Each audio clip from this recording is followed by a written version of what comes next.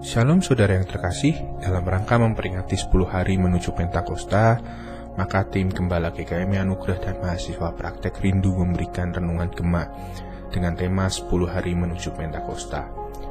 Untuk kali ini izinkanlah saya memulainya. Yesus menjanjikan Roh Kudus.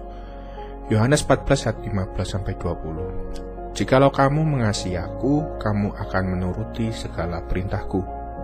Aku akan minta kepada Bapa, dan Ia akan memberikan kepadamu seorang penolong yang lain, supaya Ia menyertai kamu selama-lamanya, yaitu Roh kebenaran.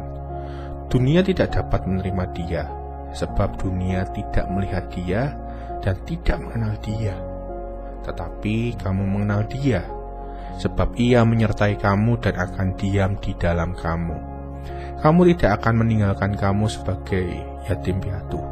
Aku datang kembali kepadamu.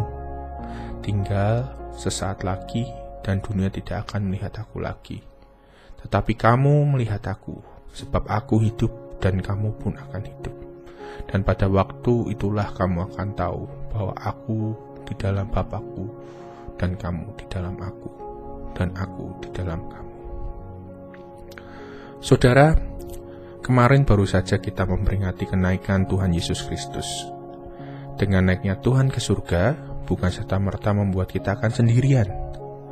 Namun selain untuk menyediakan tempat bagi kita di rumah Bapa, Tuhan juga menjanjikan Roh Kudus untuk kita. Kita tidak akan menjadi seperti yatim piatu, sendirian menjalani panggilan kita di dunia ini. Tetapi bersama Roh Kudus, penolong kita akan dimampukan untuk hidup beriman, mengenal, serta mengikut Tuhan Yesus dalam kehidupan kita setiap hari dengan antusias. Saat kita dikaruniai Roh Kudus, maka hidup akan berubah. Dunia akan melihat perubahan di hidup kita, dan kita dibuatnya mampu berkomitmen, disiplin untuk berpikir, merasakan, dan bertindak meneladani seperti yang Kristus lakukan. Jadi Tuhan Yesus akan Roh Kudus sendiri bukanlah hoaks ataupun juga sekedar pemanis. Janji ini melengkapi karya keselamatan Allah untuk kita hidup lepas dari dosa. Allah yang mengasihi kita sekali lagi mengirim penolong yang memampukan kita untuk taat pada perintah-perintahnya. Dengan hal tersebut, kita akan dimampukan untuk menjadi saksi-saksi Allah atau duta-duta Allah yang tangguh di dunia ini. Roh Kudus mendorong kita untuk terus-menerus menjadi pribadi yang diubahkan, menjadi pribadi yang baru dan dimampukan. Kita meninggalkan tingkah pola pikir kita yang lama. Sekali lagi, kita ditumbuhkan dari pusat iman kita, yakni Yesus Kristus sendiri.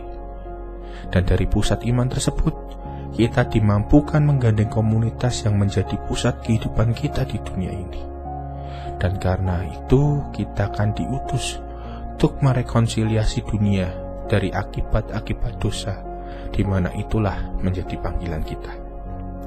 Saudaraku, melalui renungan ini, saya rindu untuk kita dapat menyadari bahwa betapa sayangnya Allah kepada kita, dengan tak pernah meninggalkan kita sendiri, serta senantiasa memampukan kita untuk berkarya di dunia, di bidang kita masing-masing, dengan dorongan Roh kebenaran, Roh Kudus yang memperbarui kita untuk selalu meneladani Kristus. Kiranya kita terus bersyukur atas janjinya ini yang telah digenapi dan memampukan kita berkomitmen berjalan bersamanya. Amin. Mari kita berdoa. Tuhan, kami mengucap syukur untuk renungan hari ini. Tuhan, tolong kami untuk terus sadar bahwa Roh Kudus hidup bersama kami. Roh Kudus menuntun kami. Terima kasih karena Kau Allah yang begitu sayang dan Allah yang tak pernah ingkar janji. Kami bersyukur atas penggenapan janji Tuhan dalam hidup kami.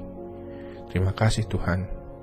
Kiranya kami boleh terus meladani-Mu dalam kehidupan kami setiap hari.